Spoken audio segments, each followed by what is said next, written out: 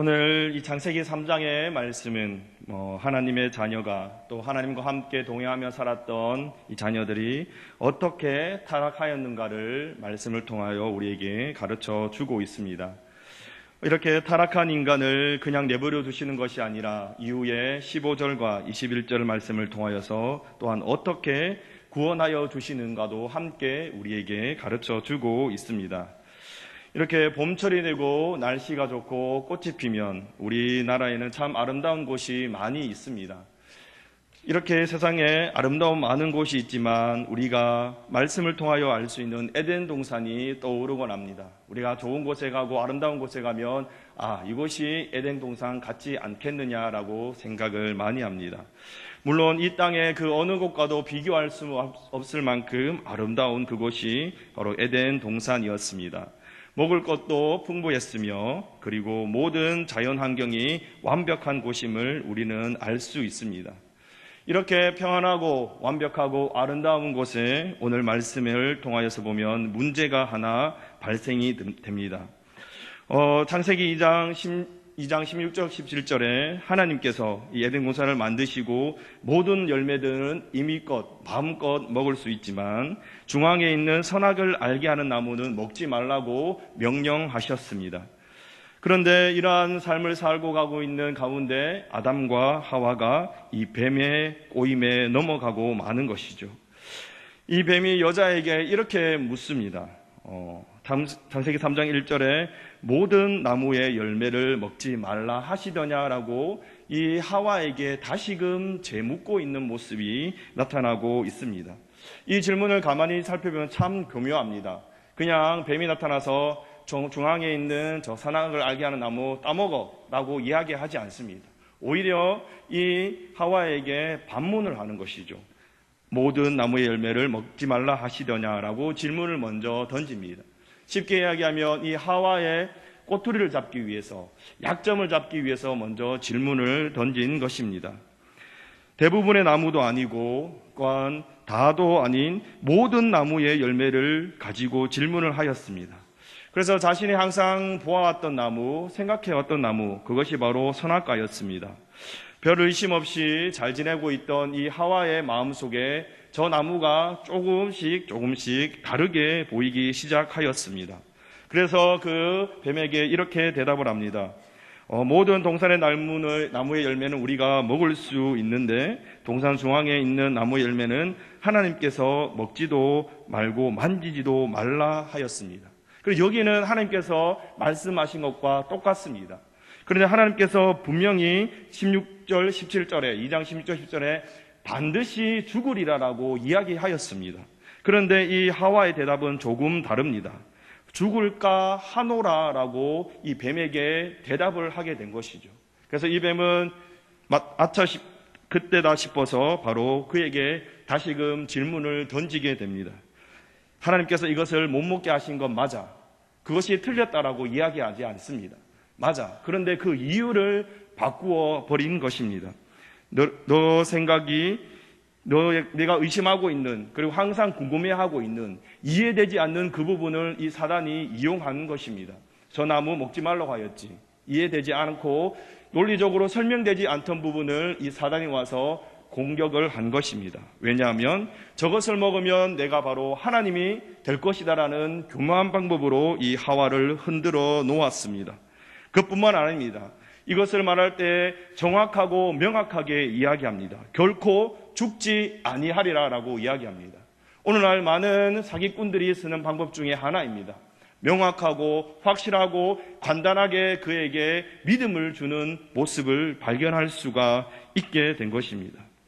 그래서 하나님이 먹지 말라고 한 이유를 그들이 사용하고 있었습니다. 너희 눈이 밝아져서 하나님과 같이 되게 하기 위해서 하나님께서 먹지 말라라고 하셨다라고 이야기했습니다. 이 얘기를 듣고 보니 하와는 정말 이 대답이 뭔가 논리적이고 내 생각에 이해가 되는 말씀으로 들어와 버렸습니다.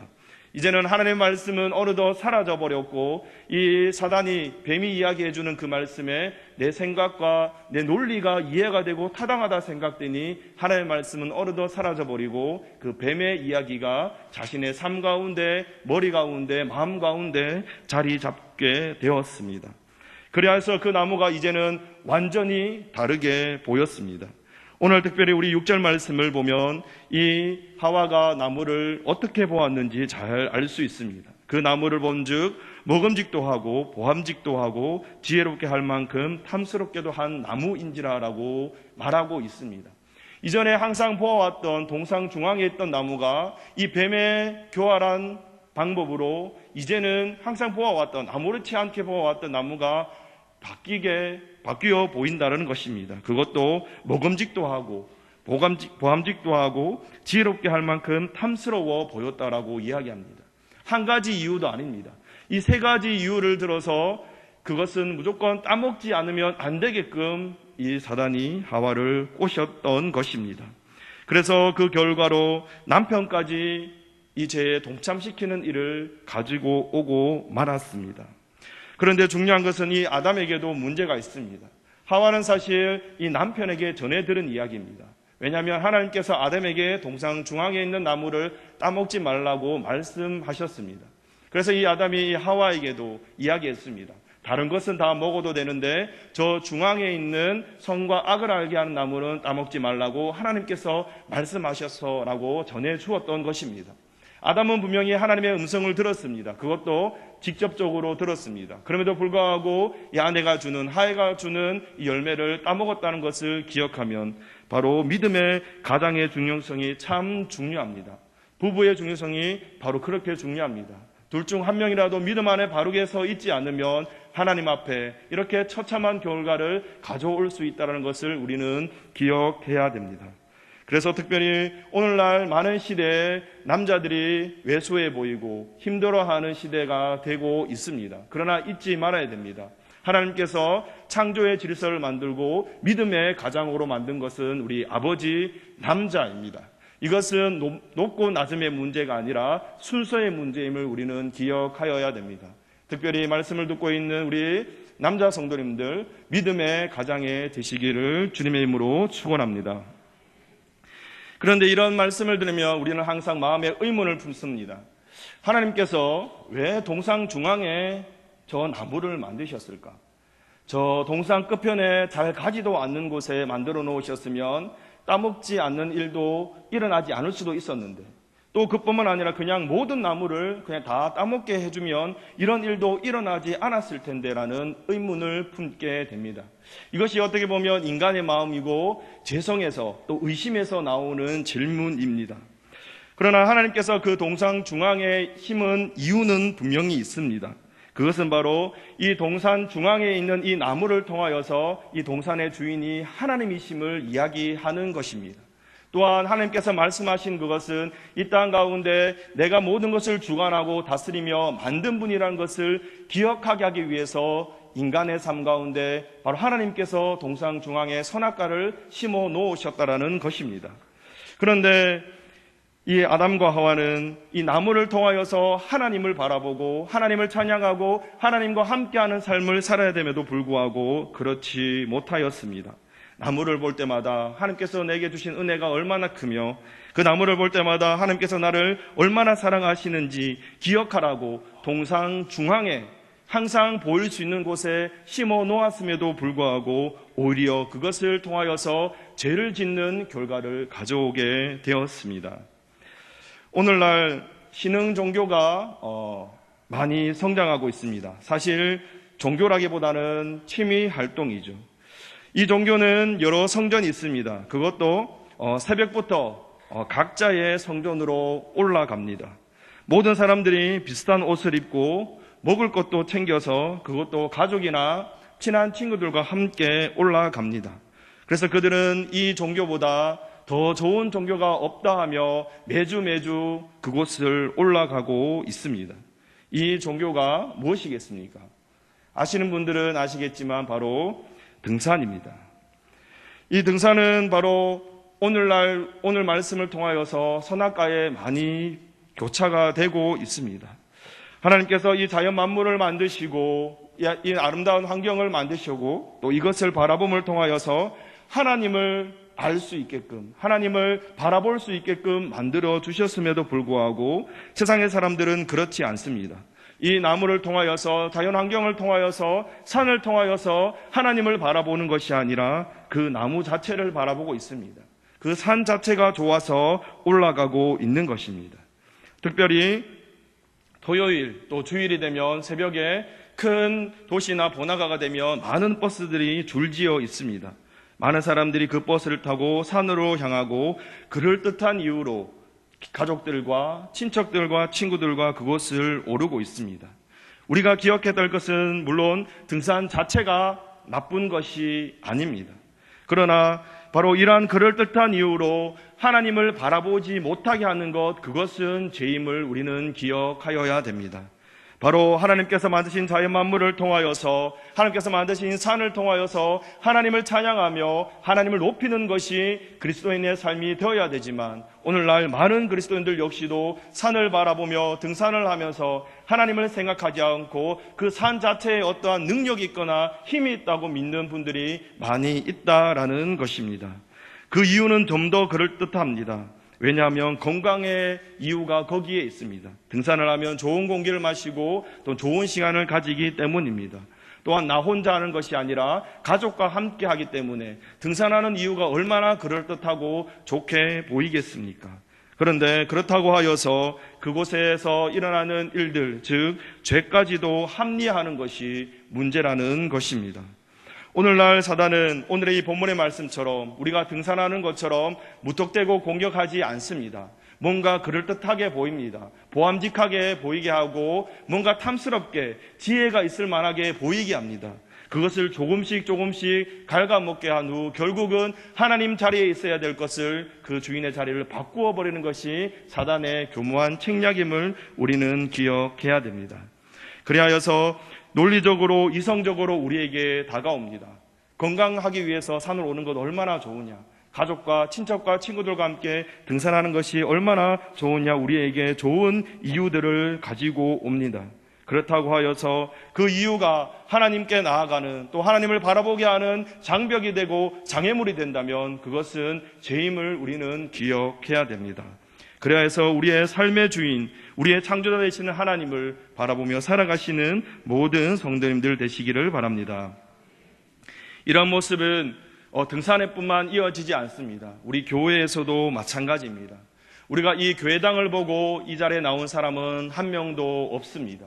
바로 이 예배를 통하여서 하나님을 만나기 위해서, 하나님과 함께 우리가 이 좋은 시간을 가지기 위해서 교제하기 위해 나왔습니다. 그런데 우리가 이 신앙생활을 하면서도 오늘의 본문의 말씀과 같은 실수와 죄를 짓게 합니다. 교회에 나올 때 교회의 이 불완전한 모습을 보고 우리는 많이 실망하고 안타까워합니다. 그러나 하나님께서 교회를 세우신 이유는 교회를 통하여서 살아계신 하나님의 은혜와 능력을 바라보아라고 이 교회를 지어 놓았습니다. 그럼에도 불구하고 이 사단과 마귀는 교회의 이 불완전한 모습을 통하여서 공격합니다. 사람들을 바라보게 하고 자신의 직분을 바라보게 하는 것이 사단의 교묘한 전략임을 우리는 기억하여야 됩니다. 이 땅 가운데 완전한 교회는 없습니다. 그러나 이 교회를 통하여서 역사하시는 분은 완전한 하나님이심을 우리는 기억하며 살아가야 됩니다. 그리하여 사람을 보고 또한 직분을 보고 나오는 것이 아니라 예배를 통하여서, 교회를 통하여서 은혜를 주시는 우리 하나님을 바라보며 나와야 됩니다. 이것은 우리의 삶 속에서도 마찬가지입니다. 고난과 힘듦과 어려운 일이 있을 때 그 자체를 바라보시면 안 됩니다. 그 이후에 있을 하나님께 주실 은혜들과 복들을 기억하며 그것을 이겨나가는 것이 그리스도인의 삶입니다. 좋은 일도 마찬가지입니다. 거기서 그치는 것이 아니라 하나님께서 우리에게 복을 주신, 하나님께서 우리에게 은혜를 주신 그 하나님을 바라보아야 됩니다. 좋은 일이든 나쁜 일이든 그 일을 바라보는 것이 아니라 그 일 뒤에 세상을 주관하시고 나의 삶을 인도하시는 하나님을 바라보시는 우리 모든 성도님들 되시기를 바랍니다. 우리가 또 한 가지 살펴봐야 될 것은 바로 이 뱀입니다. 이 사단이 이 뱀을 이용하여 아담과 하와를 넘어뜨렸습니다. 그런데 사실 이 뱀도 오늘날 형태의 뱀은 아니겠지만 아담이 다스려야 될 짐승 중에, 동물 중에 하나였습니다. 그런데 오늘날에도 이러한 모습들이 많이 일어나고 있음을 우리는 기억해야 됩니다. 조금 조심스러운 이야기이지만 바로 애완동물입니다. 저도 역시 애완견을 키워봤습니다. 1년 동안 새끼 때 태어나서 키워보니 너무나 이쁘고 사랑스럽습니다. 집에 갈 때마다 반겨주고 꼬리를 흔드는 모습을 보면 여간 사랑스럽지 않을 수가 없습니다. 특별히 제가 처음으로 사역하던 교회 사택에서 살았습니다. 그것은 문이 3개나 있습니다. 그럼에도 불구하고 저 멀리서 10m 이상에서 걸어오는 그 발자국 소리를 알아듣습니다. 택배가 오는 아저씨가 그 멀리서 발자국 소리를 내면 짖고 난리가 납니다. 그러나 저나 아내가 들어오면 그 문 앞에서 꼬리를 흔드는 모습을 보면서 정말 이 애완견처럼 사랑스러운 것이 없구나라고 생각이 들었습니다. 주인의 자동차 소리도 역시 바로바로 알아봅니다. 차들이 지나가며 세우는 소리, 그것도 주인의 차 소리를 듣고는 문 앞에서 기다리고 있는 모습까지도 발견하게 됩니다. 그런데 문제가 생겼습니다. 바로 첫째 아이가 임신이 되었습니다. 그런데 이 관심과 애정이 저와 또 저 아내의 관심이 이 뱃속에 있는 아이가 아니라 그 강아지에게 더 많이 관심을 가지게 되더라는 것입니다. 심지어 사역을 하면서도 집에 있는 개가 신경이 쓰이다라는 것입니다. 그리하여서 이때 이건 아니다. 내가 하나님 앞에 살아가는 사람으로서 그 개를 아는 지인에게 좋은 곳에 보내서 키워달라고 부탁을 하였습니다. 그 강아지는 이제 10년 차 되었습니다. 아직도 잘 지내고 있습니다. 애완동물이 좋은 이유는 참 많습니다. 사랑하는 만큼 자신을 따르고 자신에게 안겨주는 그러한 동물입니다. 그래서 이 TV나 뉴스를 바라보면 사람에게 상처를 받은 사람들, 사람과의 관계가 힘든 사람들이 많은 동물을 키우고 그 동물에게 위로를 받는 모습들이 많이 발견됩니다. 그러나 우리가 기억해야 될 것은 바로 이러한 애완동물이 사람의 자리보다 더 높게, 심지어 하나님의 자리까지 위협하고 있다는 것을 우리는 기억해야 됩니다. 우리가 다스림을 받아야 할 분은 오직 하나님 한 분밖에 없음을 우리는 기억해야 됩니다. TV를 통하여서, 뉴스나 신문을 통하여서 보면 이 개가 우리의 가족이 되고, 심지어는 이 개를 화장하여서 분양하고 그것에 또 추모하는 일까지 오늘날 많이 일어나고 있습니다. 그러나 우리가 분명히 기억해야 될 것은 바로 하나님께서 창조의 질서를 만들어 주셨다는 겁니다. 우리는 하나님께 다스림을 받고 우리는 짐승을 다스리는 사람이 되어야 됩니다. 그러나 오늘날 많은 사람들이 오히려 이 애완동물에게 다스림을 받는 일들이 많이 일어나고 있다는 것입니다. 하나님께서 만든 창조 질서를 깨트리는 것은 바로 죄이며 타락의 길로 접어드는 것임을 우리는 기억하여야 됩니다. 우리가 이 애완동물을 키우는 것이 자체가 잘못된 것이 아니라 바로 창조의 질서를 기억하며 동물을 동물답게 하나님께서 만드신 그 질서에 맞게 키워야 됨을 우리는 기억해야 됩니다. 이렇게 타락한 아담과 하와 그리고 뱀에게 벌을 주고 있습니다. 그러나 하나님께서 주신 벌은 우리가 단순히 생각하기에는 이것이 저주라고 생각할 때가 많이 있습니다. 그러나 그렇지 않습니다. 하나님께 주신 벌은 바로 하나님과의 관계의 단절을 의미하는 것이 아니라 바로 다시금 회복할 수 있는 통로로 우리에게 벌을 주셨다는 것을 기억해야 됩니다. 그리하여서 우리의 이 벌이, 하나님께서 주시는 벌은 오히려 하나님과 영원토록 살아갈 수 있는 통로임을 기억해야 됩니다. 우리가 벌 받은 것이, 우리의 죄를 통해서 합당한 벌을 받는 것은 하나님께 우리에게 주신 은혜임을 기억하며 살아가야 됩니다. 이처럼 뱀을 벌하시고 하와를 벌하시고 아담에게 벌을 내리셨습니다. 뱀은 사람에게 다스림을 받아야 될 존재임에도 불구하고 사람을 지배하려고 하였습니다. 그 결과로 가장 낮게 다니는 동물로 하나님께서 저주하셨습니다. 그리고 여자는 바로 이 뱀과 원수가 되었습니다. 그뿐만 아니라 후손들도 그 뱀과 원수가 되었습니다. 이것은 단순한 원수의 관계가 아닙니다. 바로 예수 그리스도를 통하여서 사단을 깨뜨리는 구원의 메시지를 포함하고 있음을 우리는 기억해야 됩니다. 그리하여서 오늘 15절 말씀에 원시복음, 어머니 복음이라고 하는 말씀이 나타나 있습니다. 바로 예수 그리스도를 이 땅에 보내시고자 하는 하나님의 구원의 계획이 이 15절 말씀에 담겨져 있습니다. 이처럼 예수 그리스도를 통하여서 사단은 완전히 제압을 당하고 또한 예수님께서는 승리하셨습니다. 우리가 사탄과 싸워서 이기는 유일한 길은 바로 예수님께서 승리하셨음을 통하여서 우리가 그 믿음으로 그 말씀으로 우리 역시 승리할 수 있음을 기억해야 됩니다. 타락의 결과는 그러나 처참했습니다. 하나님께서 바로 이 첫 번째 아담에게 질문을 합니다. 왜 그런 일을 하였느냐? 왜 죄를 짓게 되었느냐라고 이야기합니다. 그때 자신을 돌아보지 못합니다. 아내에게 탓을 돌립니다. 그래서 하와에게 다시 하나님이 질문합니다. 너는 왜 이런 일을 지었느냐라고 이야기할 때 하와 역시 자신을 탓하지 않습니다. 뱀에게 탓을 돌리는 일들이 일어나게 되는 것입니다. 이것은 우리의 삶 속에서도 많이 발견됩니다. 특별히 우리 아이들을 키울 때 물어보면 두 아이들이 싸우면 누가 잘못했고 왜 싸우게 됐느냐 하면 제가 잘못했습니다라고 하는 사람이 단 한 명도 거의 없습니다. 꼭 형의 핑계를 대고 동생의 핑계를 대고 언니, 누나의 핑계를 댄다라는 것입니다.